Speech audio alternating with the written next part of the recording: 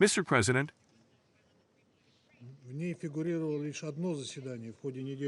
before this meeting begins, I would like to draw attention to a number of procedural points that are fundamentally important for understanding what is happening.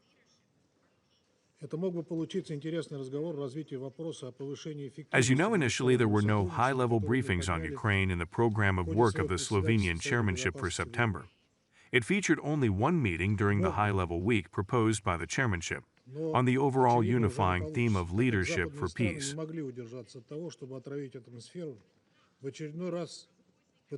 This could be an interesting follow-up to the issue of enhancing the effectiveness of multilateral cooperation, which we raised during our presidency of the Security Council in July.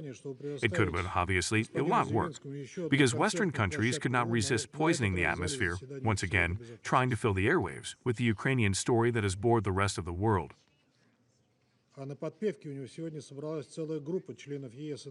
The only reason they called this meeting was to provide Mr. Zelensky with another concert venue at the UN, this time in the Security Council Hall.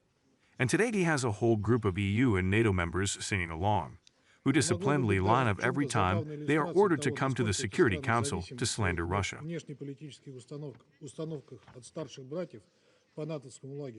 This could even be a somewhat amusing illustration of how dependent these countries are on their older brothers in the NATO camp in their foreign policy settings, if it were not at the same time another sad example of how the collective West, for the sake of its geopolitical interests, strikes more and more blows to the authority of the UN Security Council. Today,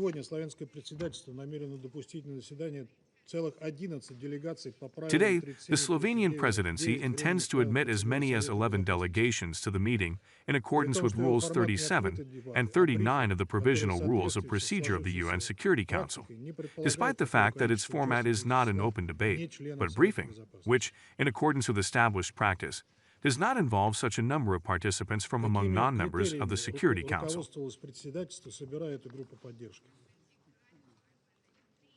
What criteria guided the chairmanship when assembling this support group?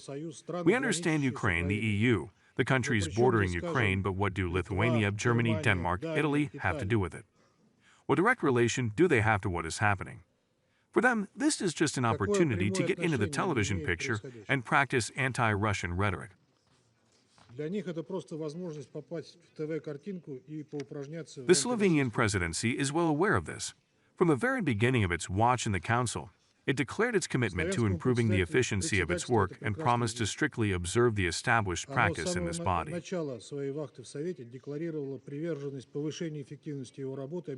However, all these promises turned out to be empty, and Slovenia simply caved in under the pressure of senior comrades from Brussels and other European capitals. We are sorry that this happened.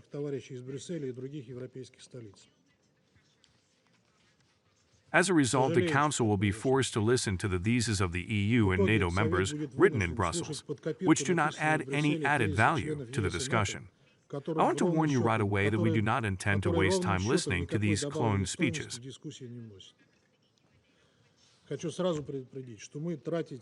Thank you for your attention.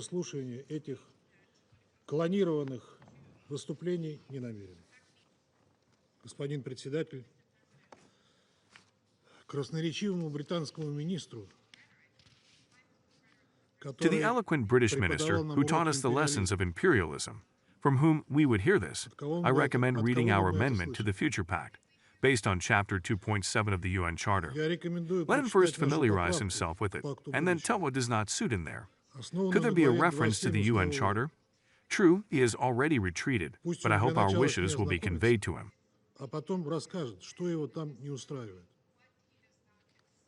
Mr. President,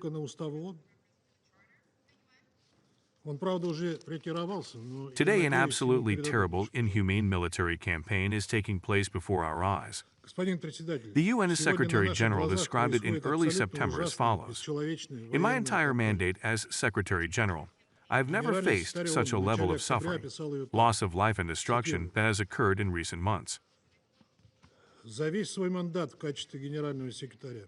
The conflict has already claimed the lives of nearly 42,000 people, including more than 300 aid workers. The territory where 2 million people live has been turned into ruins and has become uninhabitable for many years, and possibly decades. Antonio Guterres previously called this area a children's cemetery. So many women and children died there. And despite all this, the UN Security Council has not been able to achieve a ceasefire there for almost a year, which is requested by all humanitarian workers without exception, due to the position of one permanent member of the UN Security Council, which used the right of veto 5 times for this purpose.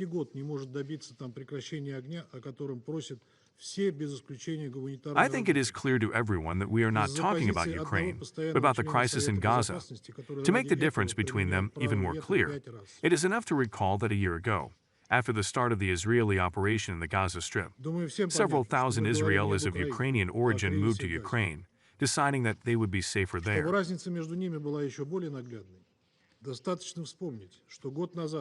After all, the residents of Ukraine are well aware that Russia does not strike at civilian targets if they are not used for military purposes. And all such incidents promoted by the Ukrainian authorities occur due to the work of Ukrainian air defense and its deployment in residential areas of Ukrainian cities.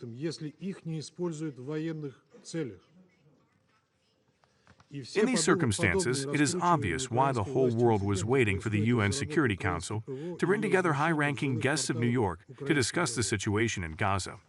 Moreover, the tectonic shocks caused by it threatened to draw the entire Middle East region, from Lebanon to Iran and Yemen, into a large and fierce regional conflict. In the past 2 days alone, almost 600 Lebanese have been killed by Israeli strikes. But the Western members of the Security Council booked this hall in advance precisely for the PR benefit of the expired Ukrainian president. And if it were not for the Arab and developing countries that requested a meeting on September 27, the Security Council would not have discussed Gaza at all this week.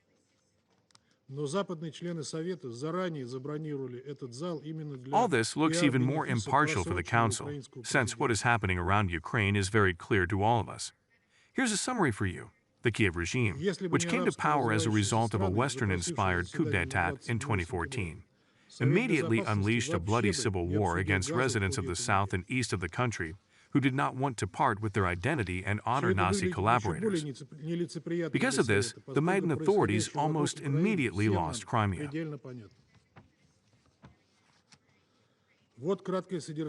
Back then, in 2015, this conflict was frozen by the signing of the Minsk package of measures, approved by the UN Security Council. However, the new Ukrainian authorities, instead of implementing this document, sabotaged it in every possible way, actively armed themselves and prepared for war with Russia, with the help of the United States and its allies, as a number of retired Western politicians admitted.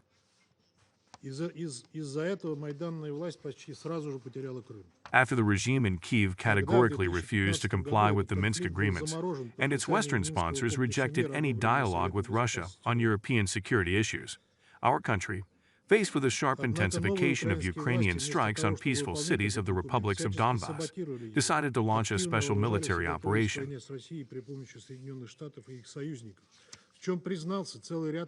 It could have ended a month later, when the Russian army was on the outskirts of Kiev, but the West dissuaded the Kiev leader from signing the draft peace treaty initialed by Ukraine in Istanbul, promising to support the Ukrainian army in every possible way, which allegedly in this case will be able to defeat Russia on the battlefield.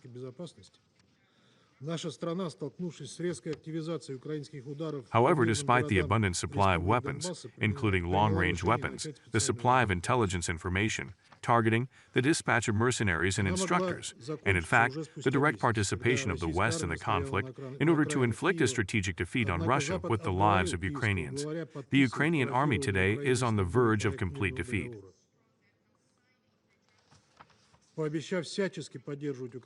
In order to be convinced of this, it is enough to study military reports indicating the rapid collapse of Kiev's fortification lines on the Eastern Front, the construction of which took almost 8 years.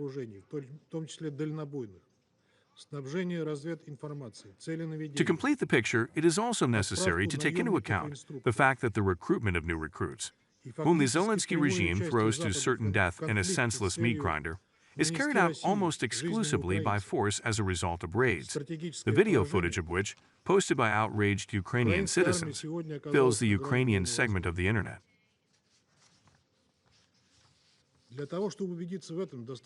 In other words, Ukrainians do not want to go to war. They are trying with all their might to escape from the country. And once at the front, without proper training, they try to either desert or surrender.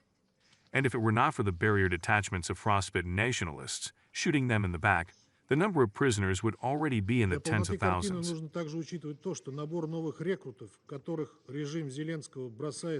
For the same reason, the notorious counteroffensive, on which Zelensky sponsors and his cliques pinned such hopes, failed last year.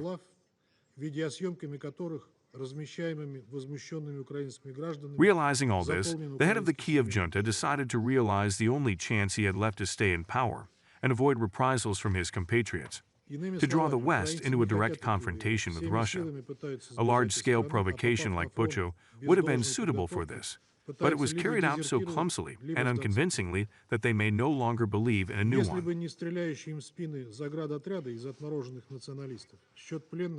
The second option is to provoke a harsh response after strikes, with long-range Western weapons on targets deep in Russian territory, and then scream for help.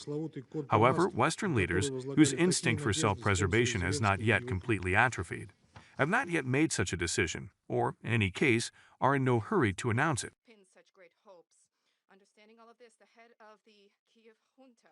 Therefore, the Kiev leader decided to go all in, and having lulled everyone to sleep with thoughts of peace, decided on a reckless attack on the peaceful Russian border region.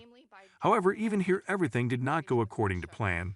He did not achieve his goals and is forced to squander precious human reserves and scarce Western equipment in the Kursk region, while the collapse of the Eastern Front is taking place at an unprecedented pace.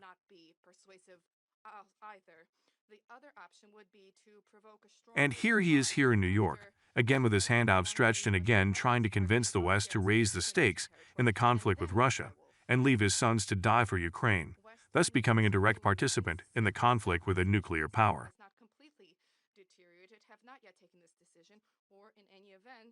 Zelensky has nothing to lose, but the United States and its allies, of course, do.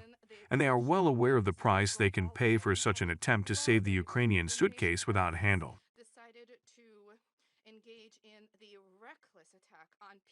Mr. President,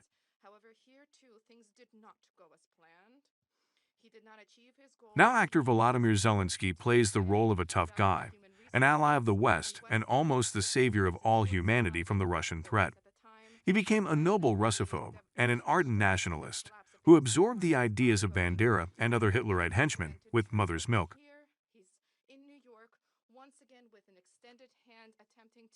However, the characters sitting in front of us did not always play such a role. To understand who we are dealing with, let's briefly run through his political roles of the last decade.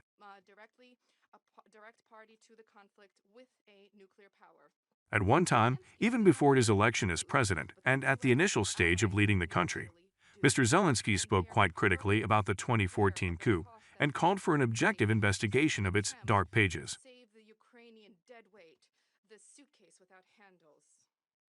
Being a Russian speaker himself, he uttered the following words in 2014. If people in eastern Ukraine and Crimea want to speak Russian, unhook yourself, leave them behind. Legally, let them speak Russian. Language will never divide our native country.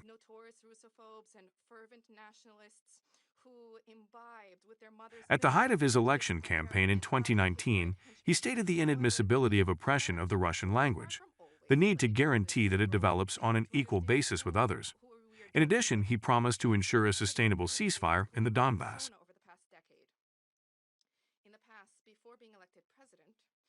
It is not surprising that his program was liked by Ukrainian voters, and he received 3/4 of their votes in the elections.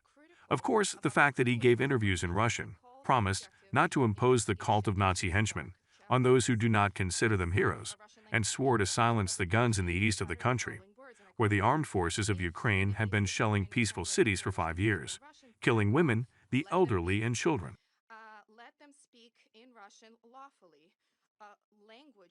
However, after the victory, he began to play a different role and did not fulfill any of his promises. It can be traced how he gradually betrayed the Ukrainian people and destroyed the state for the sake of the interests of Western sponsors. In his inaugural speech, he stated that the Ukrainian state should fight for the hearts and souls of the people of Donbass, and not just for the territories. It is hardly surprising that this program Soon after coming to power, he began to sabotage the implementation of the Minsk agreements, supported all the most extreme laws against the Russian language and Russian speakers, and then advised residents of southeastern Ukraine who consider themselves Russians to move to Russia, and called them individuals.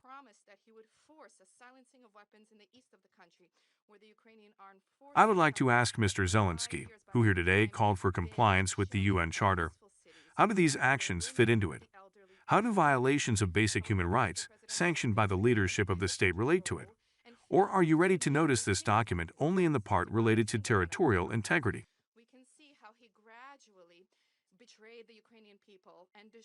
Instead of eliminating the causes of the internal Ukrainian crisis that led to the civil war, the new president of Ukraine began to deepen it.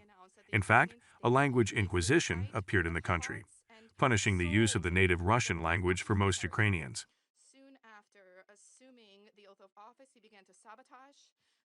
Even before the start of the NDO in Ukraine, Russia actually destroyed the opposition, closed independent media, repressed the canonical UOC, and flourished nationalist and neo-Nazi groups.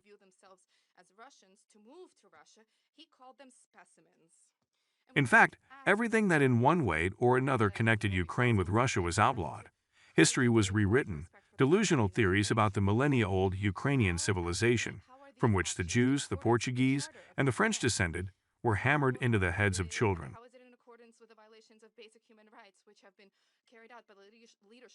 This is not a joke or a fake. This is written in a geography textbook for the 8th grade of a Ukrainian secondary school, and we showed it here in this hall.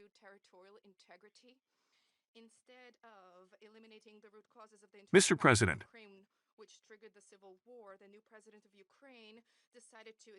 in the chants of Western countries, Ukraine is presented as an innocent victim of Russian aggression, and the United States and its allies are presented as peacekeepers.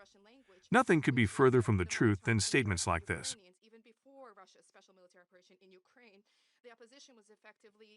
Under the neo-Nazi regime in Kiev, Ukraine has become a dictatorship of one man, ready to not only drown the whole country in blood and sacrifice all young Ukrainians who did not have time to flee the country, but also to push the world into the abyss of a third world war for the sake of preserving his power and blindly playing along with the West.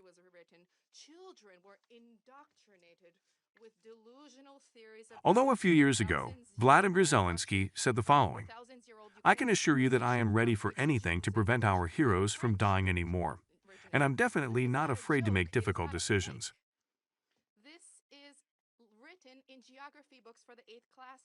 I am ready to lose my post without hesitation so that peace can only come. Now these phrases seem to be something from the realm of fantasy. They have lost so much relevance.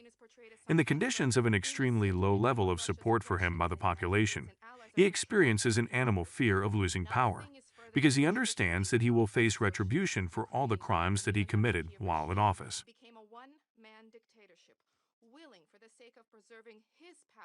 Let me remind you that the next elections were supposed to be held on March 31, but Volodymyr Zelensky canceled them under the pretext of martial law, which contradicts the basic law of the country.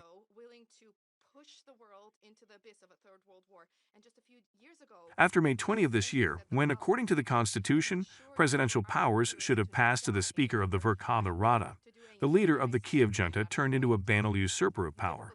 By the way, on August 28, the powers of the 9th convocation of the Rada expired.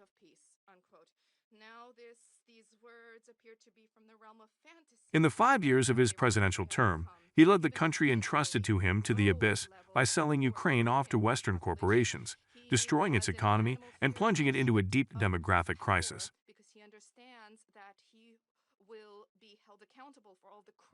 President Biden spoke today about the need to save the Ukrainian nation. Nothing threatens the Ukrainian nation. We are not fighting her. We are fighting a criminal regime that has seized power in Kiev and is leading its people to disaster. And this is not a war for territories, as our enemies claim. This is a battle for the consciousness and rights of people.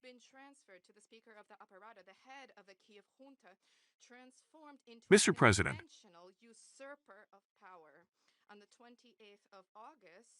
a just and sustainable settlement of the Ukrainian crisis is impossible without addressing its root causes. First of all, the elimination of violations of the rights of the Russian-speaking population and the abolition of other discriminatory laws in Ukraine. Today, we hear calls from different sides for a political and diplomatic solution based on the UN Charter.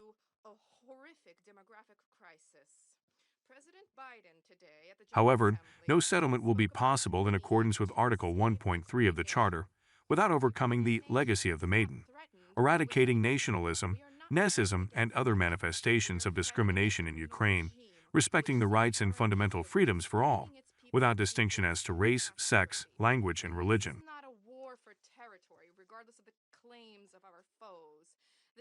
We have not heard about this seemingly obvious conclusion either from our Western colleagues or from the UN Secretary General.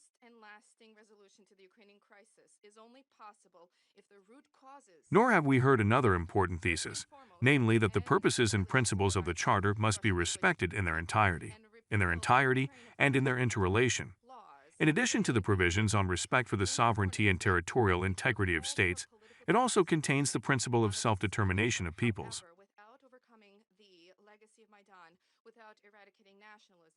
This should not be forgotten in any case, as well as the responsibility of governments for all citizens of their states without exception.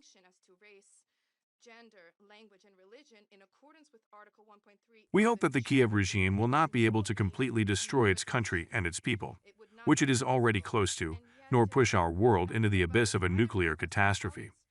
To do this, it should adopt realistic parameters for a long-term settlement of the Ukrainian crisis as soon as possible, and not slide into some unrealistic ultimatums, plans for victory, etc.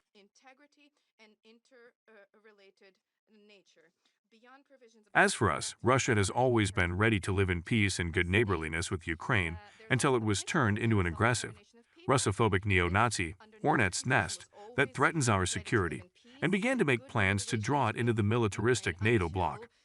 We have always treated Ukrainians with respect. They are a fraternal people with whom we have inextricable historical ties. It is no coincidence that several million of them have found refuge in Russia.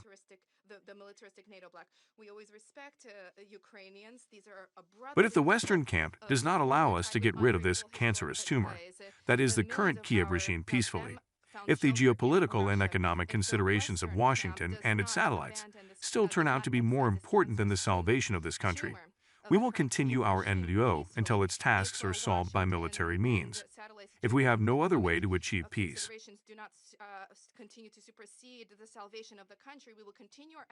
Thank you for your attention.